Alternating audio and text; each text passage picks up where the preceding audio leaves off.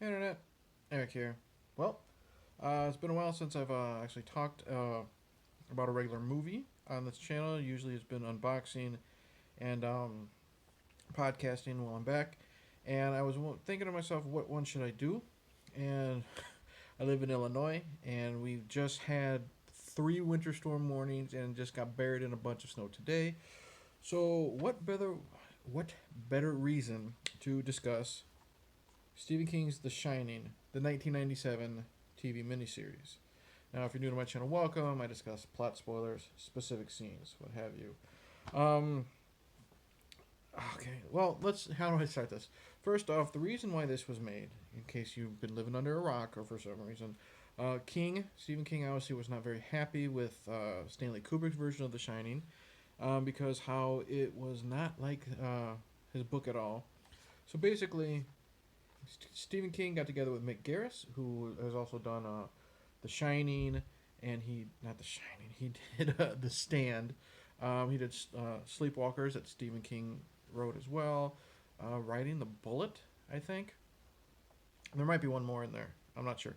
Anyways, they got together and they were going to do a version that is pretty damn close to the book, and this one really is. Um, we all know the story. Jack Torrance, who is now played by Steven Weber, takes his wife Wendy, who is played by Rebecca De Mornay, and their son Danny, who is played by Cortland Mead. He's hired to be the caretaker of the Overlook Hotel, take care of it during the winter months. And what happens is the ghosts and spirits and bad things that have been known to live at the Overlook Hotel convince Jack to basically kill his family, and hilarity ensues. Okay. I've said numerous times my thoughts on The Shining. If you really want to know my thoughts, go watch the Two Bearded Losers episode of it. Um, but a lot of people hate this version, and because they hold uh, Stanley Kubrick's version of The Shining on such a high pedestal. I don't think this is as bad as everyone says. I'm not gonna do this. Is it worth the hate? But it's not as bad as people say. Let's get down to it. First off, Steven Weber as Jack Torrance, I think is great. I like how in the beginning of this movie he really seems like a good guy. He wants to make things work for his family, but they do a really good job with this version of Jack Torrance in showing his faults. Not just like Jack Nicholson, he's crazy, from the beginning. Here we see how he struggles with the bottle, which is a really big deal. He struggles with the bottle, and he struggles with hurting Danny at times. Um, and they do a really good job with it. They talk about how Jack injured Danny, because he messed up his papers and stuff like that. There's a couple other instances when Jack hurts Danny. Danny's having one of his like shining seizures or whatever on the toilet, and Jack shakes him, and then Danny's head like hits the bowl or whatever behind him, and it was an accident. And then eventually, when Jack is going totally psycho, he grabs Danny. He chucks the kid across the room and hurts him and stuff. So, and Steven Weber is really good. He's not too over the top, even when he's going crazy. You can tell he's having fun with it, and I buy it. It's a believability, and again, in my opinion, he's so likable.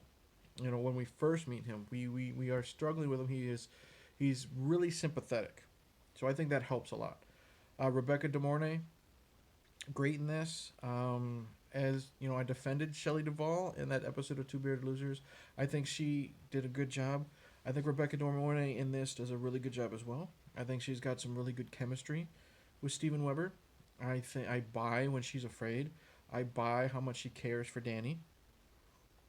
Um, and yeah, whenever she's on screen, I mean, she's beautiful. The woman doesn't age. This is 1997, but still, she still looks good. Um, yeah, really good performance. Now let's talk about Cortland Mead. I've always hated this kid. Whether he's in The Little Rascals, or whether he's in Hellraiser 4, or whether he is cast as Danny Torrance in The fucking Shining. I hate this kid. And yes, me and my wife like to pick on him because his lips are like this, and he can't shut his mouth. It's not his fault, but he is a horrible, horrible child actor. In the span of child actors that I've known, I've hated. There's Jake Lloyd, there's the Olsen twins, and then there's Cortland Mead. He's awful in every scene he is in this film. Whether he's trying to be happy-go-lucky, whether he's trying to be sad, whether he's trying to be scared, whether he's trying to be worried, whether he's trying to show any type of emotion, he is garbage. I hate him, hate him, hate him in this film. But other than that, the acting is really good. I liked Melvin Van Peebles. As little as he is in this movie as Halloran, he's good. He does have a little bit of a creepy vibe sometimes when he's talking to Danny about The Shining, but he's still likable. He's no Scatman Crothers, but no one else is. But he's good. And then, you have the ghosts, the different ghosts. They're fine. They're spooky. They're ooky and all that stuff, you'd say. So overall, other than Cortland Mead, acting's really done. I like how it's like the book now. Jack is now torturing them. He is chasing them with a croquet mallet, and it might not be as scary as an axe. Some people think, but it's still damaging. I like how it looks when it busts through a door. And you have that iconic. You think his head goes through the door. You think he's gonna say, "Here's Johnny," but he just says, "Boo." It's still good when he is. And what's great is, in this film, when he's possessed and going crazy, he can use this weapon on somebody and not kill them, and you can still feel their pain. Like Halloran, and this is based on the book, Halloran gets the croquet mallet. He lives. But also there are scenes where Jack is using it on Wendy. He's whacking the shit out of her with it. And the way Mick Garris edits it with some sound effects and the reaction from Rebecca De Mornay really, really packs a punch, no pun intended. I like the makeup effects in this film. Not just, like, the blood effects look really good, if you can see that on Weber.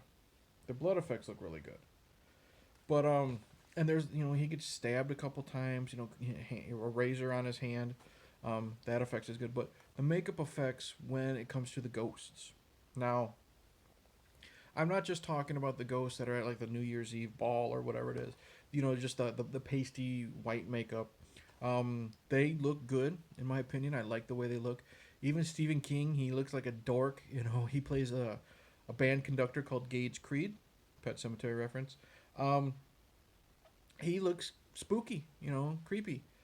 But I don't know, is there a picture of it in here? Yeah. There's King right there. Right there. Mick Garris' wife, Cynthia, I think. She plays the lady in the bathtub. And that is creepy as hell. The makeup effects on her with the rotten skin all zombied out. Can't really see it too much without the focus. That is creepy. One of the best scenes in the movie is when she slowly walks out of the tub. And you just see the focus on her body. And then you see some shots of just her feet walking on the floor. Really well done. Is there any other ghost pictures? No. Oh, but hey, there's Rebecca De Mornay looking good. Anyways, so that's really good. That's another good thing about this film. Are there some bad things about it other than Cortland Mead? Yeah. The is it topiary?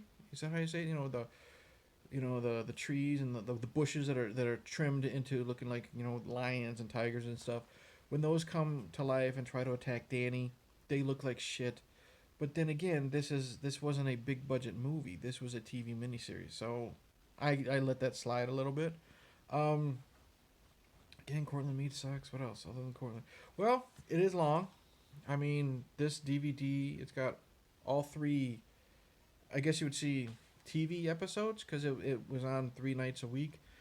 Each are 90 minutes, so there's, 4.5 hours total? That's tough to get through if you're going to do it in one sitting. I watched this, one a night, and it didn't drag too much.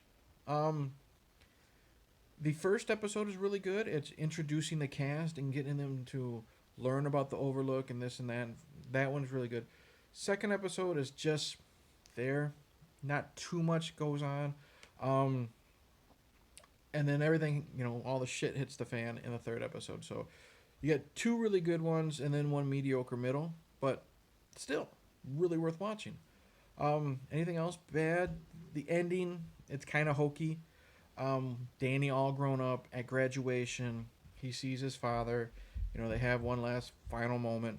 That's kind of cheesy and stupid, but very sappy. But whatever, one sappy moment in a 4.5 hour long miniseries. Nothing to really complain about. And the actual ending of the movie, I think, is really cool. How you see that the Overlook is getting rebuilt to be reopened, and that's one thing I like about this movie, is this version is just like the book. Jack doesn't freeze to death outside. It's just like the book. He forgets to dump the boiler pressure, and it blows all to hell. So that is really cool, and it's a really neat looking explosion. There are some parts of it where you can tell it's a miniature, but again, TV miniseries. You got to know what you're getting into. Like if you look back at like the 1930s version of King Kong, those special effects were great back then, but they pale in comparison to anything nowadays. You have to look at this as a 1997 TV miniseries for like ABC or NBC or whatever it was on, and go with it that way. So, overall, and you know what? They do a really good job in this of you're feeling the cold. When Steven Weber has to go out to like the other buildings or whatever, and he's wearing like those those giant like snowshoes or whatever that look like really long tennis rackets. You see them. You can feel the cold of him. When he's doing that stuff, you can feel it, and it's done really well. So overall, Stephen King's The Shining miniseries, really enjoyed it. Didn't really drag for 4.5 hours. I do suggest you space it out over 3 days, maybe. Really good performances overall, other than Cortland Mead. He fucking sucks, so be prepared for that. Really like Steven Weber, especially when he goes crazy. Shitty special effects aside, and so sweet, it makes you want to gag type of final conversation, I guess you would say, with Danny and Jack. That notwithstanding, I think Stephen King's The Shining, the TV miniseries, deserves more love than it gets. I think people just focus too much on how much they love or they think they should love Kubrick's version of The Shining. But yeah, highly recommend, if you space it out, Stanley Kubrick's The Shining. Look, there I went. Mick Garris's The Shining. So yeah, that's it. Thank you for watching. Like and subscribe.